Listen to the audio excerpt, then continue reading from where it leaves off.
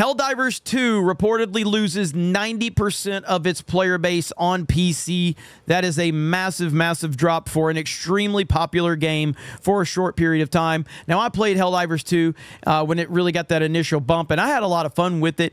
I played it, I don't know, 5-6 times, and I had so much fun with it, streamed it multiple times, and really with the whole Starship Troopers vibe to it and the role-playing aspect that a lot of people took into consideration. The music for the game is still some of the best video game music I've ever played, but it really was repetitive gameplay for me, and that's why I didn't really want to go back to it, because, yeah, once you've done it a few times and you've experienced it, there wasn't a whole lot left to it. It's not to say that it wasn't fun, but there were other things that I felt that I could go play or do that just took precedent over Helldivers 2. Now, a lot of controversy was around the PlayStation Network situation, and right here, they reversed course on that, but that created a massive uproar at the time. PlayStation reverses course on Helldivers 2 PSN account requirement. Sony Interactive Entertainment says, we've heard your feedback after fan uproar, and that got an initial bump from a lot of people, and there was a lot of excitement, but in reality, not everything was cleared up, even though that's what initially was thought by the fans. You still had over 100 countries that didn't have access to play the game. But I don't really know if that had a lot to do with it. I mean, I think that had a lot to do with people's feelings on, hey, you've got this really cool community, and now you've got hundreds of people or hundreds of countries that can't play it. But if people can still play the game, if they're enjoying the game, they're going to go back to it. Now, then you had the situation with Discord, and we're still having that problem with Discord, where the Helldivers 2 mods and community managers are absolutely horrible. They are terrible. And they have made it very crystal clear that if you don't line up with their leftist politics, then they don't want you in their Discord. And that problem is continuing to happen. So a lot of these elements do play into it, because there was a lot of positive energy surrounding this game and the community.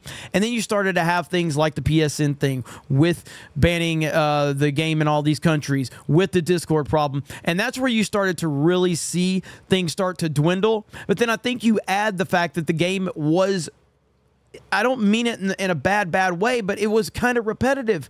Like, once you played it a few times, you've played it, and it is what it is. It's cool. It's an awesome game. I have nothing against it whatsoever.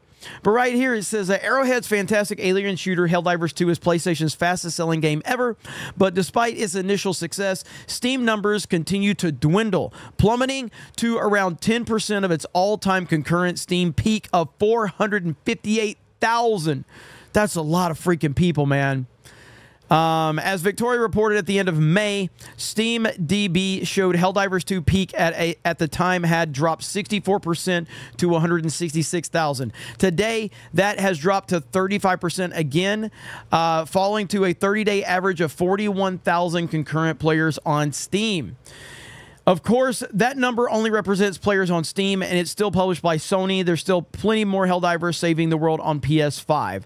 However, a litany of errors from Sony, starting with the infamous PSN debacle that kicked off early this year, not only resulted in swaths of negative reviews from the very disappointed community, but also saw the game pulled from sale in 177 countries where PSN was not available, forcing Sony to backtrack on its plans. Last week, an unannounced Helldivers 2 stratagem leaked online, seemingly by a Sony email. The unforced error, which came via an official marketing email sent out to Helldivers, proudly introduces a Airbus rocket launcher. It says the problem was the weapon in the image accompanying the email. However, it wasn't the airburst or indeed any weapon known in the game at the time. So it really isn't good right now with Helldivers 2, and there's a lot of reasons for this, but I will say none of the actions by Sony helped, for sure. And even if I think the game was somewhat repetitive, the people that were playing it were enjoying the hell out of it. And I do feel when you put that bad energy out there, it's just going to have a negative effect across the board. When you have a vibrant community that cares about the game as much as people cared about the game, and then you just have all of these bad optics out there over and over and over again, including the Discord with the left-wing people that are just banning people like crazy. When you put all this bad energy out there, it's just going to have a negative effect.